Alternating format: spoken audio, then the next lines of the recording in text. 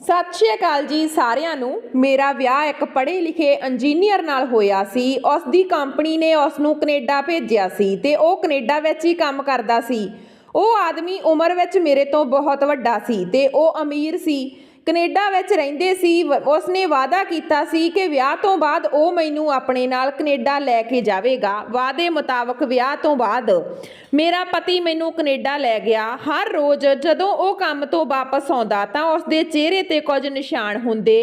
ਇੱਕ ਦਿਨ ਜਦੋਂ ਮੈਂ ਆਪਣੇ ਪਤੀ ਦੇ ਪਿੱਛੇ ਗਈ ਤਾਂ ਉਹ ਜੋ ਕੰਮ ਕਰ ਰਿਹਾ ਸੀ ਉਸ ਨੂੰ ਦੇਖ ਕੇ ਮੇਰੇ ਪੈਰਾਂ ਹੇਠੋਂ ਜ਼ਮੀਨ ਨਿਕਲ ਗਈ, ਕਿਉਂਕਿ ਮੇਰਾ ਪਤੀ ਤਾਂ ਉੱਥੇ। ਮੈਂ ਕਦੇ ਸੁਪਨੇ ਵਿੱਚ ਵੀ ਨਹੀਂ ਸੋਚਿਆ ਸੀ ਕਿ ਮੇਰੀ ਕਿਸਮਤ ਇਸ ਤਰ੍ਹਾਂ ਬਦਲ ਜਾਵੇਗੀ। ਮੇਰਾ ਹਰ ਸੁਪਨਾ ਹਕੀਕਤ ਵਿੱਚ ਬਦਲ ਜਾਵੇਗਾ। ਹਰ ਕੁੜੀ ਦੀ ਤਰ੍ਹਾਂ ਮੇਰੇ ਵੀ ਵਿਆਹ ਦੇ ਕਈ ਸੁਪਨੇ ਸਨ, ਪਰ ਹਕੀਕਤ ਦੀ ਦੁਨੀਆ ਨੇ ਮੇਰੇ ਉਹਨਾਂ ਸੁਪਨਿਆਂ ਵਿੱਚ ਰੁਕਾਵਟ ਪਾ ਦਿੱਤੀ। ਇਸ ਨੇ ਮੈਨੂੰ ਜੀਣ ਨਹੀਂ ਦਿੱਤਾ ਤੇ ਮੈਂ ਹਮੇਸ਼ਾ ਹਕੀਕਤ ਦੀ ਦੁਨੀਆ ਵਿੱਚ ਰਹਿਣ ਨੂੰ ਤਰਜੀਹ ਦਿੱਤੀ, ਕਿਉਂਕਿ ਮੈਂ ਜਾਣਦੀ ਸੀ ਕਿ ਸਾਡੇ ਵਰਗੇ ਲੋਕਾਂ ਦਾ ਭਵਿੱਖ ਸਾਡੇ ਅਤੀਤ ਵਾਂਗ ਮੁਸ਼ਕਲ ਅਤੇ ਦਰਦਨਾਕ ਹੈ। ਮੈਨੂੰ ਯਕੀਨ ਸੀ ਕਿ ਸਾਰੀ ਉਮਰ ਇਸੇ ਹਾਲਾਤ ਵਿੱਚ ਰਹਾਂਗੀ ਜਿਸ ਹਾਲਾਤ ਵਿੱਚ ਮੇਰਾ ਜਨਮ ਹੋਇਆ ਸੀ। ਮੇਰੇ ਪਿਤਾ ਜੀ ਹਮੇਸ਼ਾ ਕਹਿੰਦੇ ਸਨ ਕਿ ਮੇਰੀ ਧੀ ਰਾਜ ਕਰੇਗੀ ਅਤੇ ਉਸ ਦੇ ਲਈ ਇੱਕ ਤੋਂ ਵੱਧ ਇੱਕ ਲੜਕਾ ਆਵੇਗਾ। ਤੇ ਫਿਰ ਮੇਰੀ ਜ਼ਿੰਦਗੀ ਵਿੱਚ ਇੱਕ ਸਮਾਂ ਅਜਿਹਾ ਆਇਆ ਜਦੋਂ ਪ੍ਰਮਾਤਮਾ ਨੇ ਮੇਰੇ ਪਿਤਾ ਦੀਆਂ ਸਾਰੀਆਂ ਪ੍ਰਾਰਥਨਾਵਾਂ ਸੁਣ ਲਈਆਂ ਸਨ ਅਤੇ ਉਹ ਸਾਰੇ ਸੁਪਨੇ ਜਿਨ੍ਹਾਂ ਨੂੰ ਮੈਂ ਦੇਖਣ ਤੋਂ ਡਰਦੀ ਸੀ ਉਹਨਾਂ ਨੇ ਹਕੀਕਤ ਦਾ ਰੂਪ ਧਾਰ ਲਿਆ ਸੀ। ਮੇਰਾ ਨਾਮ ਆਰੂ ਹੈ ਤੇ ਮੈਂ 18 ਸਾਲ ਦੀ ਹੋਣ ਵਾਲੀ ਸੀ। ਮੈਂ ਬਚਪਨ ਤੋਂ ਹੀ ਗਰੀਬੀ ਦੇਖੀ ਸੀ ਅਤੇ ਆਪਣੇ ਮਾਤਾ ਪਿਤਾ ਦੇ ਨਾਲ ਗਰੀਬੀ ਤੋਂ ਤੰਗ ਆ ਗਈ ਸੀ। ਚੰਗਾ ਖਾਣਾ ਪੀਣਾ ਤੇ ਚੰਗੇ ਕੱਪੜੇ ਪਹਿਨਣਾ ਸਾਡੀ ਕਿਸਮਤ ਵਿੱਚ ਨਹੀਂ ਲਿਖਿਆ ਸੀ। ਅਸੀਂ ਛੋਟੀਆਂ-ਛੋਟੀਆਂ ਚੀਜ਼ਾਂ ਲਈ ਤਰਸ ਰਹੇ ਸੀ। ਸਮੇਂ ਦੇ ਨਾਲ ਮੈਂ ਜਵਾਨ ਹੋ ਗਈ। ਸਾਡੀ ਕੋਈ ਇੱਛਾ ਕਦੇ ਪੂਰੀ ਨਹੀਂ ਹੋਈ। ਮੇਰੇ ਪਿਤਾ ਇੱਕ ਮਜ਼ਦੂਰ ਸਨ ਜੋ ਦਿਹਾੜੀ ਤੇ ਕੰਮ ਕਰਦੇ ਸਨ। ਇਸ ਕਾਰਨ ਸਾਡੇ ਘਰ ਦਾ ਗੁਜ਼ਾਰਾ ਵੀ ਬਹੁਤ ਮੁਸ਼ਕਲ ਨਾਲ ਚੱਲਦਾ ਸੀ, ਕਿਉਂਕਿ ਸਾਡੇ ਘਰ ਵੀ ਕਿਰਾਏ ਤੇ ਸੀ ਅਤੇ ਮਾਂ ਨੂੰ ਹਰ ਰੋਜ਼ ਪੈਸੇ ਬਚਾ ਕੇ ਕਿਰਾਏ ਦੇ ਪੈਸੇ ਵੱਖਰੇ ਰੱਖਣੇ ਪੈਂਦੇ ਸਨ। ਜਿਵੇਂ ਹੀ ਮੈਂ ਜਵਾਨ ਹੋਈ ਤੇ ਮੈਂ ਦੇਖਿਆ ਕਿ ਮੇਰੇ ਪਿਤਾ ਜੀ ਸਾਰੀ ਉਮਰ ਮਜ਼ਦੂਰੀ ਕਰਨ ਤੋਂ ਬਾਅਦ ਬੁੱਢੇ ਹੋ ਗਏ ਸਨ ਤੇ ਇਸ ਕਾਰਨ ਉਹਨਾਂ ਦੀ ਪਿੱਠ ਵੀ ਝੁਕ ਗਈ ਸੀ। ਫਿਰ ਆਪਣੇ ਪਿਤਾ ਨੂੰ ਸਹਾਰਾ ਦੇਣ ਲਈ ਮੈਂ ਇੱਕ ਹਸਪਤਾਲ ਵਿੱਚ ਸਫਾਈ ਸੇਵਕਾ ਦੀ ਨੌਕਰੀ ਕਰ ਲਈ।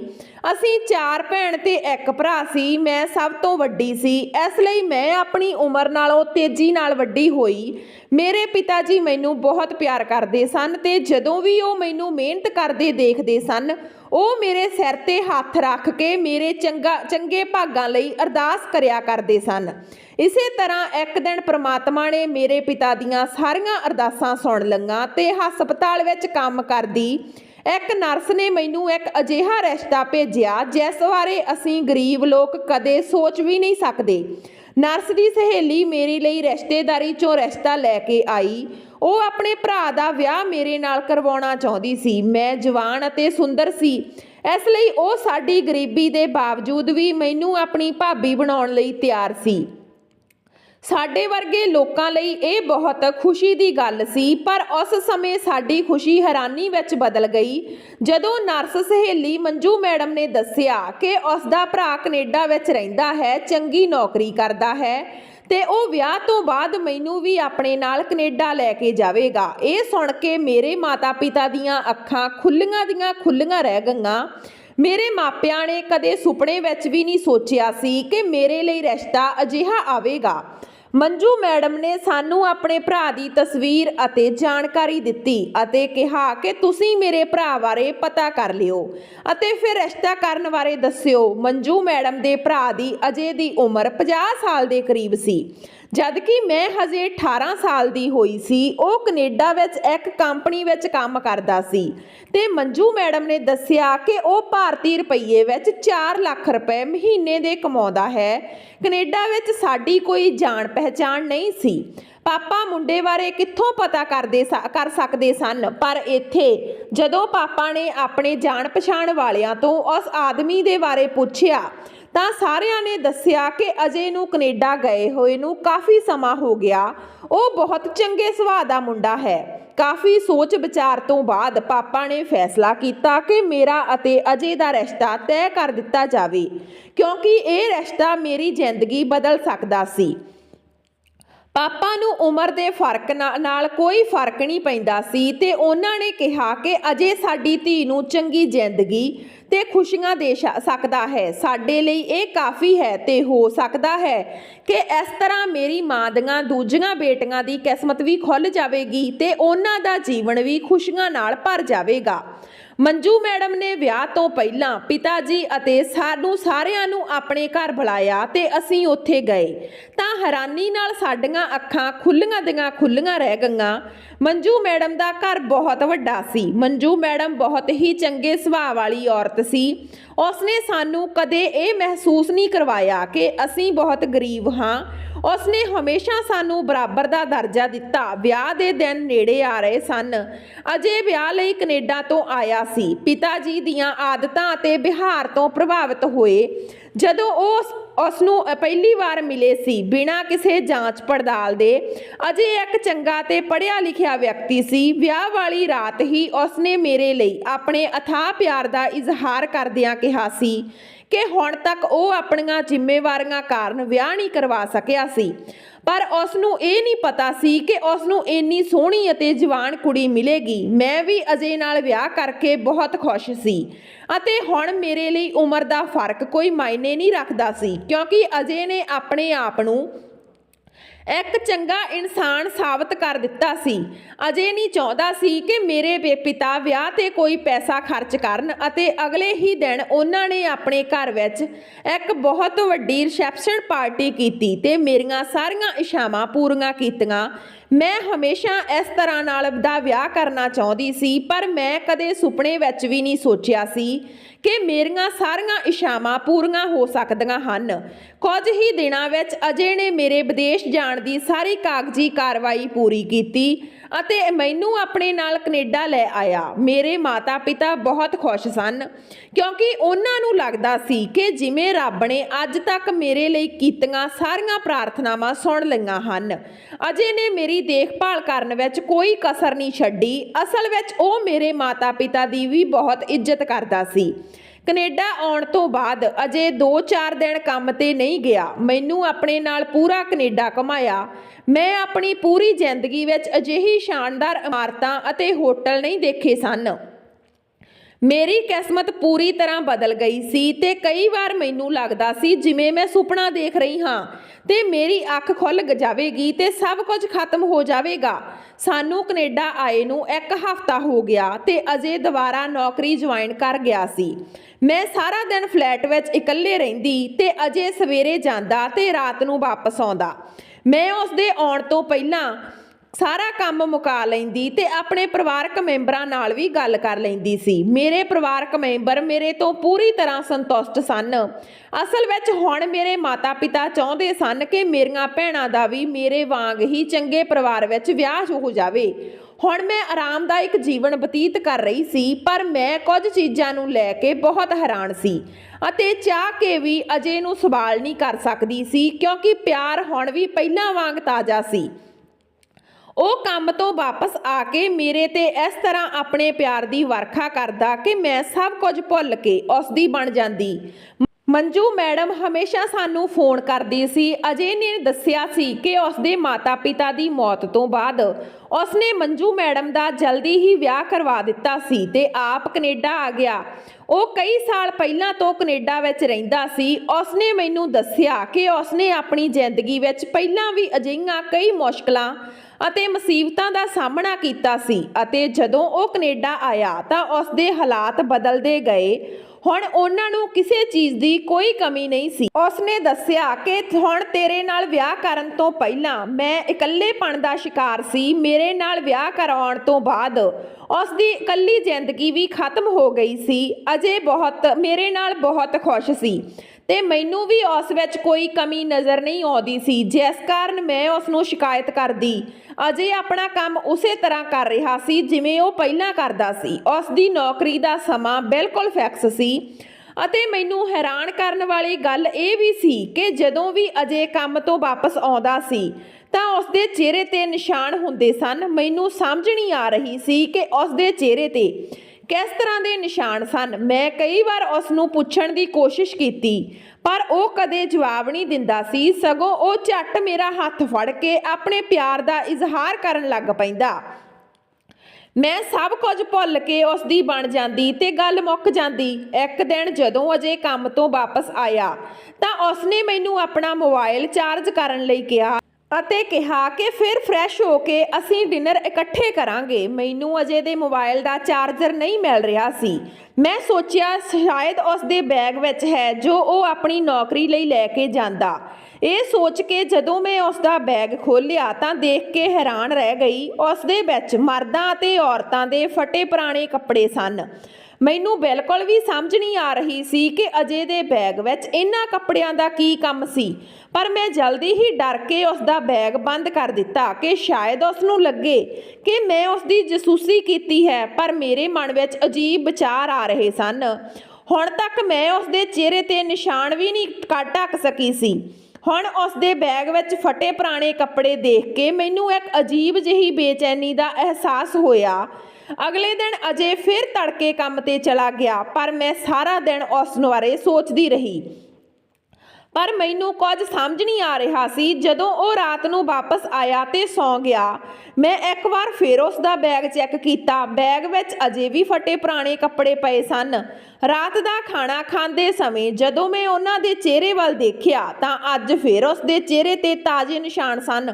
ਕੁਝ ਤਾਂ ਅਜਿਹਾ ਸੀ ਜਿਸ ਤੋਂ ਮੈਂ ਅਣਜਾਣ ਸੀ ਤੇ ਮੈਨੂੰ ਪਰੇਸ਼ਾਨ ਕਰ ਰਿਹਾ ਸੀ ਕਿ ਅਜੇ ਅਜਿਹਾ ਕਿਹੜਾ ਕੰਮ ਕਰਦਾ ਸੀ ਜਿਸ ਕਾਰਨ ਉਸ ਦੇ ਚਿਹਰੇ ਤੇ ਨਿਸ਼ਾਨ ਪੈ ਜਾਂਦੇ ਹਨ ਅਤੇ ਉਸ ਨੂੰ ਫਟੇ ਪੁਰਾਣੇ ਹੋਏ ਔਰਤਾਂ ਦੇ ਕੱਪੜਿਆਂ ਦੀ ਕੀ ਲੋੜ ਸੀ। ਅਜੇ ਨੇ ਦੱਸਿਆ ਕਿ ਉਹ ਬ੍ਰਿਟਿਸ਼ ਸਟੀਲ ਕੰਪਨੀ ਨਾਲ ਬਹੁਤ ਚੰਗੀ ਪੋਸਟ ਤੇ ਕੰਮ ਕਰਦਾ ਹੈ। ਉਸ ਦੀ ਜੀਵਨ ਸ਼ੈਲੀ ਅਤੇ ਸ਼ਖਸੀਅਤ ਵੀ ਇਸ ਗੱਲ ਦੀ ਗਵਾਹੀ ਦੇ ਰਹੀ ਸੀ, ਪਰ ਸ਼ਾਇਦ ਅਸਲੀਅਤ ਉਸ ਬਾਰੇ ਕੁਝ ਹੋਰ ਹੀ ਦੱਸ ਰਹੀ ਸੀ।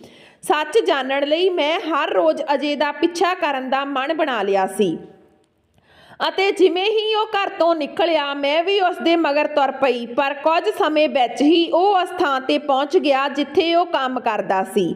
ਮੈਂ ਵੀ ਉਸ ਦੇ ਮਗਰ ਲੱਗ ਗਈ। ਮੈਂ ਮਾਸਕ ਨਾਲ ਆਪਣਾ ਚਿਹਰੇ ਨੂੰ ਚੰਗੀ ਤਰ੍ਹਾਂ ਲੁਕੋ ਲਿਆ ਸੀ ਤੇ ਕਾਫੀ ਦੂਰ ਤੋਂ ਉਸ ਦਾ ਪਿੱਛਾ ਕਰ ਰਹੀ ਸੀ। ਅਜੇ ਇੱਕ ਵੱਡੀ ਬਿਲਡਿੰਗ ਵਿੱਚ ਵੜ ਗਿਆ। ਉਹ ਇਮਾਰਤ ਇੱਕ ਸੁਨਸਾਨ ਖੇਤਰ ਵਿੱਚ ਸੀ ਅਤੇ ਉੱਥੇ ਜ਼ਿਆਦਾਤਰ ਅੱਧੀਆਂ ਅਧੂਰੀਆਂ ਇਮਾਰਤਾਂ ਸਨ ਜਿਨ੍ਹਾਂ ਵਿੱਚ ਉਹ ਦਾਖਲ ਹੋਇਆ ਸੀ। ਉਹ ਵੀ ਅੱਧੀ ਅਧੂਰੀ ਇਮਾਰਤ ਸੀ। ਸ਼ਾਇਦ ਉਹ ਇੱਥੇ ਕੰਪਨੀ ਦੇ ਕਿਸੇ ਕੰਮ ਲਈ ਆਇਆ ਸੀ। ਮੈਂ ਵੀ ਉਹਨਾਂ ਦੇ ਪਿੱਛੇ ਪਿੱਛੇ ਜਾ ਰਹੀ ਸੀ, ਪਰ ਹੈਰਾਨੀ ਦੀ ਗੱਲ ਇਹ ਸੀ ਕਿ ਇਹ ਜਗ੍ਹਾ ਖਾਲੀ ਸੀ ਅਤੇ ਮੈਨੂੰ ਅੰਦਰ ਜਾਣ ਤੋਂ ਰੋਕਣ ਵਾਲਾ ਕੋਈ ਨਹੀਂ ਸੀ। ਮੈਂ ਅਜੇ ਨੂੰ ਆਪਣੀ ਮੌਜੂਦਗੀ ਦਾ ਬਿਲਕੁਲ ਵੀ ਅਹਿਸਾਸ ਨਹੀਂ ਹੋਣ ਦਿੱਤਾ ਤੇ ਫਿਰ ਅਜੇ ਪੌੜੀਆਂ ਉੱਤਰ ਕੇ ਬੇਸਮੈਂਟ ਵਿੱਚ ਚਲਿਆ ਗਿਆ। ਮੈਂ ਵੀ ਡਰਦੀ ਉਸ ਦੇ ਪਿੱਛੇ ਪਿੱਛੇ ਪੌੜੀਆਂ ਉਤਰਨ ਲੱਗੀ ਤੇ ਅੰਦਰ ਦਾ ਨਜ਼ਾਰਾ ਦੇਖ ਕੇ ਮੇਰੀ ਜਾਨ ਨਿਕਲ ਗਈ। ਉੱਥੇ ਇੱਕ ਬਹੁਤ ਵੱਡਾ ਟੋਆ ਸੀ। ਉੱਥੇ ਬਹੁਤ ਸਾਰੀਆਂ ਕੁੜੀਆਂ ਅਤੇ ਮੁੰਡਿਆਂ ਨੂੰ ਬੰਨ੍ਹਿਆ ਹੋਇਆ ਸੀ। ਉਹਨਾਂ ਦੇ ਹੱਥ ਪੈਰ ਰੱਸੀਆਂ ਨਾਲ ਬੰਨੇ ਹੋਏ ਸਨ ਤੇ ਕਈਆਂ ਦੇ ਮੂੰਹ ਵਿੱਚ ਕੱਪੜੇ ਵੀ ਤੁੰਨੇ ਹੋਏ ਸਨ। ਅਜੇ ਨੇ ਇੱਕ ਆਦਮੀ ਦੇ ਹੱਥ ਖੋਲ ਕੇ ਪਾਣੀ ਦਾ ਗਲਾਸ ਉਸ ਦੇ ਸਾਹਮਣੇ ਰੱਖਿਆ, ਪਰ ਉਸ ਵਿਅਕਤੀ ਨੇ ਪਾਣੀ ਦੀ ਬਜਾਏ ਅਜੇ ਤੇ ਚੀਕਣਾ ਸ਼ੁਰੂ ਕਰ ਦਿੱਤਾ ਕਿ ਤੁਸੀਂ ਸਾਡੇ ਸਾਰਿਆਂ ਨਾਲ ਧੋਖਾ ਕੀਤਾ ਹੈ। ਪਰ ਅਜੇ ਚੁੱਪ ਰਿਹਾ ਤੇ ਅਜੇ ਖੁਦ ਪਾਣੀ ਪਿਉਣ ਲਈ ਉਸ ਦੇ ਨੇੜੇ ਗਿਆ। ਉਸਨੇ ਤੁਰੰਤ ਉਸ ਦੇ ਮੂੰਹ ਤੇ ਥੱਪੜ ਮਾਰ ਦਿੱਤਾ। ਅਜੇ ਉਸ ਨਾਲ ਦੁਰਵਿਵਹਾਰ ਕਰ ਰਿਹਾ ਸੀ। ਅਜੇ ਮੈਨੂੰ ਆਪਣੀਆਂ ਅੱਖਾਂ ਤੇ ਵਿਸ਼ਵਾਸ ਨਹੀਂ ਹੋ ਰਿਹਾ ਸੀ ਕਿ ਮੇਰਾ ਪਤੀ ਅਜਿਹਾ ਕੰਮ ਕਰ ਰਿਹਾ। ਉਸਨੇ ਬੰਨੇ ਹੋਏ ਸਾਰੇ ਮੁੰਡਿਆਂ ਨੂੰ ਪਾਣੀ ਦੇਣ ਦੀ ਕੋਸ਼ਿਸ਼ ਕੀਤੀ, ਪਰ ਪਾਣੀ ਪੀਣ ਦੀ ਬਜਾਏ ਉਹਨਾਂ ਸਾਰਿਆਂ ਨੇ ਅਜੇ ਤੇ ਹਮਲਾ ਕਰਨ ਦੀ ਕੋਸ਼ਿਸ਼ ਕੀਤੀ।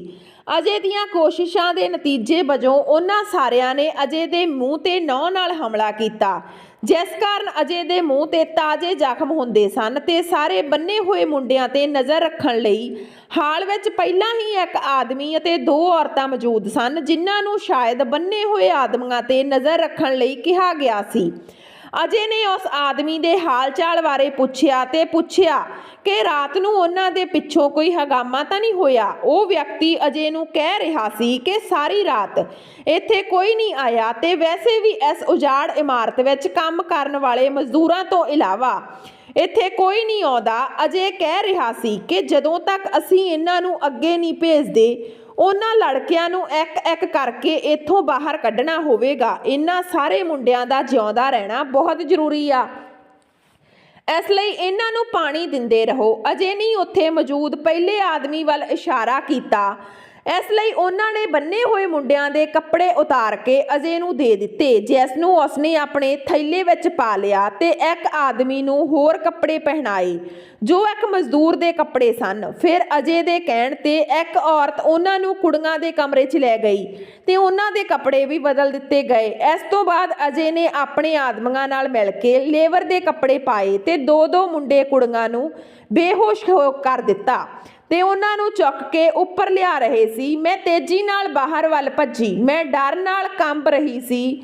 ਜਿਵੇਂ ਹੀ ਮੈਂ ਬਾਹਰ ਆਈ ਮੈਂ ਇੱਕ ਖੰਭੇ ਦੇ ਪਿੱਛੇ ਲੁਕ ਗਈ ਤੇ ਉੱਥੇ ਉਹਨਾਂ ਨੂੰ ਕਾਰ ਵਿੱਚ ਬਿਠਾ ਦਿੱਤਾ ਤੇ ਕਿਤੇ ਲੈ ਗਏ। ਮੈਨੂੰ ਸਮਝ ਨਹੀਂ ਆ ਰਿਹਾ ਸੀ ਕਿ ਮੈਨੂੰ ਅੱਗੇ ਕੀ ਕਰਨਾ ਚਾਹੀਦਾ। ਮੈਨੂੰ ਨਹੀਂ ਪਤਾ ਸੀ ਕਿ ਇਹ ਸਾਰੇ ਲੋਕ ਕੌਣ ਸਨ ਤੇ ਉਹਨਾਂ ਨੂੰ ਕਿਉਂ ਬੰਨਿਆ ਹੋਇਆ ਸੀ ਤੇ ਮੇਰੇ ਪਤੀ ਉਹਨਾਂ ਨੂੰ ਬੇਹੋਸ਼ ਕਰਨ ਤੋਂ ਬਾਅਦ ਕਿੱਥੇ ਲੈ ਗਏ।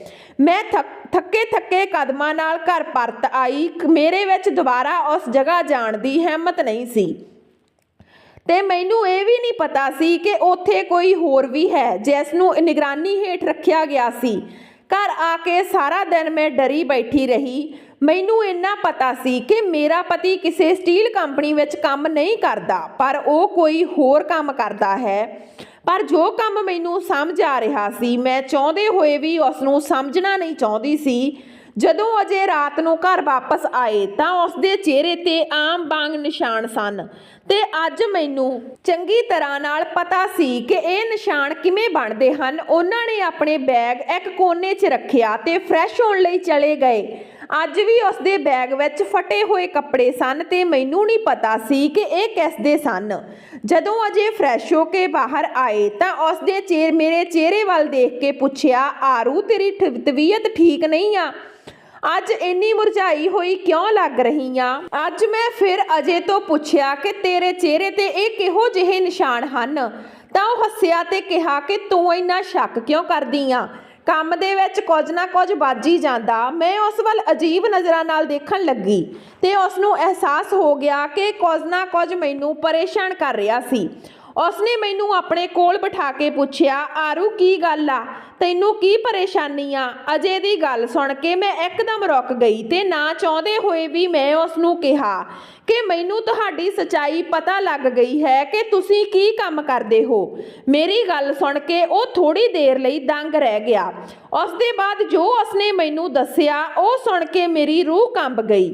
ਅਜੇ ਨੇ ਦੱਸਿਆ ਕਿ ਉਹ ਕਈ ਸਾਲ ਪਹਿਲਾਂ ਗੈਰ ਕਾਨੂੰਨੀ ਢੰਗ ਨਾਲ ਕੈਨੇਡਾ ਆਇਆ ਸੀ ਤੇ ਇੱਥੇ ਆ ਕੇ ਉਹ ਇੱਕ ਅਜਿਹੇ ਗਰੋਹ ਦੇ ਹੱਥ ਲੱਗ ਗਿਆ ਜੋ ਭਾਰਤ, ਬੰਗਲਾਦੇਸ਼, ਸ਼੍ਰੀਲੰਕਾ ਤੇ ਹੋਰ ਦੇਸ਼ਾਂ ਦੇ ਲੋਕਾਂ ਨੂੰ ਕੰਮ ਦਾ ਲਾਲਚ ਦੇ ਕੇ ਗੈਰ ਕਾਨੂੰਨੀ ਢੰਗ ਨਾਲ ਕੰਮ ਲਈ ਲਿਆਉਂਦੇ ਹਨ ਤੇ ਫਿਰ ਗੈਰ ਕਾਨੂੰਨੀ ਕੰਮ ਲਈ ਵਰਤਦੇ ਹਨ।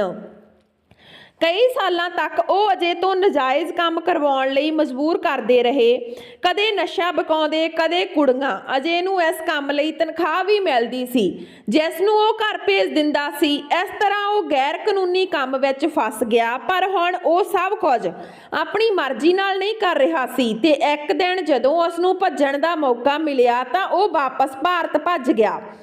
ਅਜੇ ਨੂੰ ਪਤਾ ਲੱਗਾ ਕਿ ਉਸਦੇ ਪਰਿਵਾਰਕ ਮੈਂਬਰਾਂ ਨੇ ਪੁਰਾਣੀ ਮਕਾਨ ਨੂੰ ਢਾਹ ਕੇ ਨਵਾਂ ਬਣਾਉਣਾ ਸ਼ੁਰੂ ਕਰ ਦਿੱਤਾ। ਇਹ ਸਾਰੇ ਇੱਕ ਅਜਿਹੀ ਜ਼ਿੰਦਗੀ ਜੀਣ ਲੱਗੇ ਜੋ ਅਜੇ ਦੇ ਪੈਸੇ ਕਾਰਨ ਸੀ ਅਤੇ ਜਦੋਂ ਅਜੇ ਦੇ ਪਰਿਵਾਰਕ ਮੈਂਬਰਾਂ ਨੂੰ ਪਤਾ ਲੱਗਾ ਕਿ ਉਹ ਹਮੇਸ਼ਾ ਲਈ ਵਾਪਸ ਆ ਗਿਆ ਤਾਂ ਉਹ ਬਹੁਤ ਗੁੱਸੇ ਵਿੱਚ ਸਨ। ਉਸਦੇ ਮਾਪੇ ਵੀ ਚਾਹੁੰਦੇ ਸਨ ਕਿ ਉਹ ਕੈਨੇਡਾ ਵਾਪਸ ਜਾ ਕੇ ਨੌਕਰੀ ਜਾਰੀ ਰੱਖੇ। ਅਜੇ ਦੇ ਵੱਡੇ ਭਰਾ ਨੇ ਅਜੇ ਦੇ ਪੈਸਿਆਂ ਨਾਲ ਆਪਣੇ ਲਈ ਕਾਰੋਬਾਰ ਸਥਾਪਿਤ ਕਰ ਲਿਆ ਸੀ ਤੇ ਉਸਨੇ ਆਪਣੇ ਬੁੱਢੇ ਮਾਂ-ਬਾਪ ਨੂੰ ਛੱਡ ਕੇ ਆਪਣੀ ਵੱਖਰੀ ਦੁਨੀਆ ਵਸਾ ਲਈ ਸੀ। ਅਜੇ ਦੀ ਭੈਣ ਮੰਜੂ ਦੀ ਜ਼ਿੰਮੇਵਾਰੀ ਅਜੇ ਦੇ ਸਿਰ ਤੇ ਪਈ ਸੀ। ਜਿਵੇਂ ਹੀ ਅਜੇ ਨੂੰ ਘਰ ਦੇ ਹਾਲਾਤਾਂ ਦਾ ਪਤਾ ਲੱਗਿਆ ਤਾਂ ਉਹ ਕੈਨੇਡਾ ਵਾਪਸ ਜਾਣ ਦਾ ਫੈਸਲਾ ਕਰਨ ਲਈ ਮਜਬੂਰ ਹੋ ਗਿਆ ਤੇ ਦੁਬਾਰਾ ਕੰਮ ਕਰਨਾ ਸ਼ੁਰੂ ਕਰ ਦਿੱਤਾ। ਪਰ ਦੂਜੀ ਵਾਰ ਉਸਨੇ ਇੱਥੇ ਆ ਕੇ ਇੱਕ ਗੋਦਾਮ ਵਿੱਚ ਨੌਕਰੀ ਕਰ ਲਈ, ਪਰ ਉਸ ਨੌਕਰੀ ਵਿੱਚ ਓਨੇ ਪੈਸੇ ਨਹੀਂ ਮਿਲਦੇ ਸਨ ਜਿੰਨੇ ਉਸ ਨੂੰ ਆਪਣੀ ਪੁਰਾਣੀ ਨੌਕਰੀ ਤੋਂ ਮਿਲਦੇ ਸਨ। ਹੁਣ ਉਸਦੇ ਪਰਿਵਾਰ ਨੂੰ ਉਸਦੇ ਪੈਸਿਆਂ ਦੀ ਆਦਤ ਪੈ ਗਈ ਸੀ ਤੇ ਉਸਦੀ ਮਾਂ ਦੇ ਇਲਾਜ ਲਈ ਵੀ ਕਾਫੀ ਸਾਰੇ ਪੈਸਿਆਂ ਦੀ ਲੋੜ ਸੀ, ਕਿਉਂਕਿ ਉਸਦੀ ਮਾਂ ਨੂੰ ਕੈਂਸਰ ਵਰਗੀ ਭਿਆਨਕ ਬਿਮਾਰੀ ਸੀ। ਇੱਕ ਦਿਨ ਗੋਦਾਮ ਵਿੱਚ ਉਸ ਨੂੰ ਉਹੀ ਆਦਮੀ ਮਿਲਿਆ ਜਿਸ ਨਾਲ ਉਹ ਪਹਿਲਾਂ ਕੰਮ ਕਰਦਾ ਸੀ। ਉਸਨੇ ਅਜੇ ਨੂੰ ਦੁਬਾਰਾ ਉਸ ਨਾਲ ਕੰਮ ਕਰਨ ਲਈ ਕਿਹਾ। ਅਜੇ ਨੇ ਜਲਦੀ ਹੀ ਉਸਦੀ ਬੇਨਤੀ ਮੰਨ ਲਈ ਤੇ ਦੁਬਾਰਾ ਗੈਰ ਕਾਨੂੰਨੀ ਗਤੀਵਿਧੀਆਂ ਕਰਨੀਆਂ ਸ਼ੁਰੂ ਕਰ ਦਿੱਤੀਆਂ। ਲੋਕਾਂ ਨੂੰ ਜਾਣਬੁੱਝ ਕੇ ਨੌਕਰੀ ਦੇ ਬਹਾਨੇ ਦੂਜੇ ਦੇਸ਼ਾਂ ਤੋਂ ਬੁਲਾ ਕੇ ਇੱਥੇ ਲਿਆ ਕੇ ਘਰਾਂ ਵਿੱਚ ਡੱਕਿਆ ਜਾਂਦਾ ਸੀ। ਅਜੇ ਦਾ ਕੰਮ ਮੁੰਡੇ ਕੁੜੀਆਂ ਦੀ ਨਿਗਰਾਨੀ ਕਰਨਾ ਤੇ ਉਹਨਾਂ ਨੂੰ ਇੱਕ-ਇੱਕ ਕਰਕੇ ਲੋਕਾਂ ਕੋਲ ਲਿਜਾਣਾ। ਇਹ ਕੰਮ ਪੂਰੀ ਤਰ੍ਹਾਂ ਗੈਰ ਕਾਨੂੰਨੀ ਸੀ ਤੇ ਜਿੱਥੇ ਮੁੰਡਿਆਂ ਨੂੰ ਰੱਖਿਆ ਜਾਂਦਾ ਸੀ ਉਹ ਇਲਾਕਾ ਪੂਰੀ ਤਰ੍ਹਾਂ ਸੁੰਨਸਾਨ ਸੀ ਤੇ ਉੱਥੇ ਕੋਈ ਨਹੀਂ ਆਉਂਦਾ ਜਾਂਦਾ ਸੀ। ਇਹ ਕੰਮ ਬੜੀ ਹੀ ਸਮਝਦਾਰੀ ਨਾਲ ਕੀਤਾ ਜਾ ਰਿਹਾ ਸੀ। ਪਰ ਅਜੇ ਵੀ ਇੱਕ ਗੋਦਾਮ ਵਿੱਚ ਪਾਰਟ ਟਾਈਮ ਕੰਮ ਕਰ ਰਿਹਾ ਸੀ ਤੇ ਇਹ ਨੌਕਰੀ ਪੂਰੀ ਤਰ੍ਹਾਂ ਕਾਨੂੰਨੀ ਸੀ, ਜਿਸ ਕਰਕੇ ਉਹ ਇੱਥੇ ਰਹਿ ਸਕਦਾ ਸੀ ਤੇ ਉਸਨੇ ਕਿਹਾ ਕਿ ਉਸਨੇ ਆਪਣੀ ਮਾਂ ਦਾ ਇਲਾਜ ਕਰਵਾਇਆ। ਪਰ ਕੁਦਰਤ ਨੇ ਉਸਦੀ ਮਾਂ ਦੀ ਜ਼ਿੰਦਗੀ ਦਾ ਫੈਸਲਾ ਪਹਿਲਾਂ ਹੀ ਕਰ ਦਿੱਤਾ ਸੀ। ਇਲਾਜ ਦੇ ਬਾਵਜੂਦ ਉਸਦੀ ਮਾਂ ਦੀ ਮੌਤ ਹੋ ਗਈ। ਫਿਰ ਕੁਝ ਦਿਨਾਂ ਵਿੱਚ ਹੀ ਉਸਦੇ ਪਿਤਾ ਦਾ ਵੀ ਦੇਹਾਂਤ ਹੋ ਗਿਆ। ਅਜੇ ਨੇ ਸੋਚਿਆ ਕਿ ਆਪਣੀ ਮਾਂ ਦੇ ਇਲਾਜ ਤੋਂ ਬਾਅਦ ਉਹ ਦੁਬਾਰਾ ਵਾਪਸ ਭਾਰਤ ਚਲਿਆ ਜਾਵੇਗਾ, ਪਰ ਹੁਣ ਭਾਰਤ ਜਾਣ ਦਾ ਕੋਈ ਕਾਰਨ ਨਹੀਂ ਬਚਿਆ ਸੀ। ਉਸਨੇ ਆਪਣੀ ਭੈਣ ਦਾ ਵਿਆਹ ਕਰਵਾ ਦਿੱਤਾ ਸੀ, ਇਸ ਲਈ ਅਜੇ ਨੇ ਕੈਨੇਡਾ ਨਹੀਂ ਛੱਡਿਆ ਤੇ ਆਪਣਾ ਕੰਮ ਜਾਰੀ ਰੱਖਿਆ। ਪਰ ਮੰਜੂ ਮੈਡਮ ਉਸ ਨੂੰ ਹੁਣ ਇਕੱਲੇ ਜ਼ਿੰਦਗੀ ਜੀਣ ਨਹੀਂ ਦੇ ਸਕਦੀ ਸੀ, ਇਸ ਲਈ ਉਹ ਉਸਦੇ ਪਿੱਛੇ ਪੈ ਗਈ ਤੇ ਉਸਦਾ ਵਿਆਹ ਮੇਰੇ ਨਾਲ ਕਰਵਾ ਦਿੱਤਾ। ਮੰਜੂ ਮੈਡਮ ਨੇ ਖੁਦ ਮੈਨੂੰ ਅਜੇ ਲਈ ਪਸੰਦ ਕੀਤਾ ਸੀ ਤੇ ਅਜੇ ਕਹਿੰਦਾ ਸੀ ਕਿ ਪ੍ਰਦੇਸ਼ ਵਿੱਚ ਜਾ ਕੇ ਪੈਸਾ ਕਮਾਉਣਾ ਬਹੁਤ ਔਖਾ ਕੰਮ ਆ, ਪਰ ਇੱਕ ਪ੍ਰਦੇਸੀ ਦੇ ਪਰਿਵਾਰ ਵਾਲੇ ਇਸ ਗੱਲ ਨੂੰ ਬਿਲਕੁਲ ਨਹੀਂ ਸਮਝਦੇ ਤੇ ਜਦੋਂ ਕਿਸੇ ਦੇ ਪਰਿਵਾਰ ਵਿੱਚ ਕੋਈ ਪੁੱਤਰ ਜਾਂ ਧੀ ਪ੍ਰਦੇਸ਼ ਚਲਾ ਜਾਂਦਾ ਹੈ ਤਾਂ ਉਸਦੇ ਪਰਿਵਾਰ ਦੇ ਜੀਅ ਇੱਕ ਚੰਗੀ ਜ਼ਿੰਦਗੀ ਗੁਜ਼ਾਰਨ ਲੱਗ ਜਾਂਦੇ ਹਨ, ਪਰ ਪਰਦੇਸੀ ਆਦਮੀ ਦੀ ਸਾਰੀ ਜ਼ਿੰਦਗੀ ਉੱਥੇ ਹੀ ਖਤਮ ਹੋ ਜਾਂਦੀ ਆ। ਅਜੇ ਨਾਲ ਵੀ ਅਜਿਹਾ ਹੀ ਹੋਇਆ। ਕਹਾਣੀ ਦਾ ਆਪਣਾ ਹਿੱਸਾ ਸੁਣਾ ਕੇ ਅਜੇ ਚੁੱਪ ਹੋ ਗਿਆ ਤੇ ਮੇਰੀਆਂ ਅੱਖਾਂ ਵਿੱਚ ਹੰਝੂ ਵਹਿਣ ਲੱਗੇ। ਇਸ ਬਾਰੇ ਸੋਚਦਿਆਂ ਮੈਂ ਕੰਬ ਗਈ ਸੀ। ਮੇਰਾ ਪਤੀ ਅਜਿਹੀਆਂ ਗੈਰ ਕਾਨੂੰਨੀ ਗਤੀਵਿਧੀਆਂ ਵਿੱਚ ਸ਼ਾਮਲ ਸੀ। ਮੈਂ ਬੇਸ਼ੱਕ ਇੱਕ ਗਰੀਬ ਪਰਿਵਾਰ ਤੋਂ ਸੀ, ਪਰ ਮੈਂ ਆਪਣੇ ਪਿਤਾ ਨੂੰ ਸਾਰੀ ਉਮਰ ਸਖਤ ਮਿਹਨਤ ਕਰਦੇ ਦੇਖਿਆ ਸੀ ਤੇ ਉਸ ਪੈਸੇ ਨਾਲ ਸਾਡਾ ਪਾਲਣ ਪੋਸ਼ਣ ਕੀਤਾ ਗਿਆ ਸੀ ਤੇ ਮੈਂ ਨਹੀਂ ਚਾਹੁੰਦੀ ਸੀ ਕਿ ਮੇਰਾ ਪਤੀ ਇਸ ਤਰ੍ਹਾਂ ਦਾ ਕੋਈ ਗੈਰ ਕਾਨੂੰਨੀ ਕੰਮ ਕਰੇ। ਮੈਂ ਉਹਨਾਂ ਨੂੰ ਕਿਹਾ ਕਿ ਮੈਂ ਤੁਹਾਨੂੰ ਅਜਿਹਾ ਕਰਨ ਦੀ ਇਜਾਜ਼ਤ ਕਦੇ ਨਹੀਂ ਦੇਵਾਂਗੀ। ਅਸੀਂ ਭਾਰਤ ਵਾਪਸ ਜਾਵਾਂਗੇ ਤੇ ਉੱਥੇ ਜਾ ਕੇ ਤੁਸੀਂ ਆਪਣਾ ਕੋਈ ਕੰਮ ਕਰ ਲੈਣਾ। ਮੈਂ ਆਪਣੀ ਪੂਰੀ ਜ਼ਿੰਦਗੀ ਵਿੱਚ ਕਦੇ ਵੀ ਤੁਹਾਡੇ ਨਾਲ ਕੋਈ ਗੁੱਸਾ ਨਹੀਂ ਰੱਖਾਂਗੀ, ਪਰ ਮੈਂ ਕਦੇ ਨਹੀਂ ਚਾਹਾਂਗੀ ਕਿ ਸਾਡੇ ਬੱਚੇ ਗਲਤ ਕੰਮਾਂ ਰਾਹੀਂ ਕਮਾਏ ਗਏ ਪੈਸੇ ਵਰਤ ਕੇ ਜਵਾਨ ਹੋਣ। ਮੇਰੀ ਗੱਲ ਸੁਣ ਕੇ ਅਜੇ ਦੀਆਂ ਅੱਖਾਂ ਵਿੱਚ ਹੰਝੂ ਆ ਗਏ ਤੇ ਅਜੇ ਨੇ ਕਿਹਾ ਕਿ ਉਸ ਨੂੰ ਬਿਲਕੁਲ ਵੀ ਯਕੀਨ ਨਹੀਂ ਸੀ ਕਿ ਮੈਂ ਉਸ ਨੂੰ ਇਸ ਤਰ੍ਹਾਂ ਵਾਪਸ ਜਾਣ ਲਈ ਕਹਾਂਗੀ। ਅਜੇ ਕਹਿ ਰਿਹਾ ਸੀ ਕਿ ਉਹ ਕਿਸੇ ਨਾ ਕਿਸੇ ਬਹਾਨੇ ਇੱਥੋਂ ਜਾਣ ਲਈ ਤਿਆਰ ਹੈ, ਬਸ ਕੁਝ ਸਮਾਂ ਉਡੀਕ ਕਰਨੀ ਪਵੇਗੀ, ਫਿਰ ਅਸੀਂ ਆਪਣੇ ਦੇਸ਼ ਵਾਪਸ ਚਲੇ ਜਾਵਾਂਗੇ। ਹੌਲੀ ਹੌਲੀ 1 ਮਹੀਨੇ ਬਾਅਦ ਅਸੀਂ ਸਭ ਕੁਝ ਛੱਡ ਕੇ ਭਾਰਤ ਵਾਪਸ ਆ ਗਏ। ਇੱਥੇ ਇੱਕ ਮੁਸ਼ਕਲ ਜੀਵਨ ਸਾਡਾ ਇੰਤਜ਼ਾਰ ਕਰ ਰਿਹਾ ਸੀ, ਪਰ ਮੈਨੂੰ ਇਸ ਗੱਲ ਦੀ ਤਸੱਲੀ ਸੀ ਕਿ ਅਜੇ ਹੁਣ ਗਲਤ ਰਸਤੇ ਦਾ ਮੁਸਾਫਰ ਨਹੀਂ ਰਿਹਾ। ਅਸੀਂ ਸਿਰਫ ਕੁਝ ਪੈਸਿਆਂ ਦੀ ਖਾਤਰ ਆਪਣੇ ਪਿਆਰਿਆਂ ਨੂੰ ਵਿਦੇਸ਼ ਭੇਜ ਦਿੰਦੇ ਹਾਂ, ਪਰ ਪਤਾ ਨਹੀਂ ਸਾਡੇ ਅਜ਼ੀਜ਼ ਉੱਥੇ ਦਿਨ ਰਾਤ ਕਿਸ ਤਰ੍ਹਾਂ ਦੀਆਂ ਮੁਸ਼ਕਲਾਂ ਨਾਲ ਲੜਦੇ ਹਨ। ਇਸ ਲਈ ਆਪਣੇ ਪਰਿਵਾਰ ਨੂੰ ਮਹਿਸੂਸ ਕਰੋ। ਅੱਜ ਮੈਂ ਅਤੇ ਅਜੇ ਖੁਸ਼ਹਾਲ ਜ਼ਿੰਦਗੀ ਜੀ ਰਹੇ ਹਾਂ। ਸੋ ਦੋਸਤੋ, ਇਹ ਸੀ ਸਾਡੀ ਅੱਜ ਦੀ ਕਹਾਣੀ। ਜੇ ਵਧੀਆ ਲੱਗੀ ਤਾਂ ਲਾਈਕ ਸ਼ੇਅਰ ਜ਼ਰੂਰ ਕਰਿਓ। ਜੇ ਚੈਨਲ ਤੇ ਪਹਿਲੀ ਵਾਰ ਹੋ ਤਾਂ ਚੈਨਲ ਨੂੰ ਸਬਸਕ੍ਰਾਈਬ ਕਰਿਓ। ਮਿਲਦੇ ਹਾਂ ਨਵੀਂ ਕਹਾਣੀ ਦੇ ਨਾਲ। ਤਦ ਤੱਕ ਸਤਿ ਸ਼੍ਰੀ ਅਕਾਲ।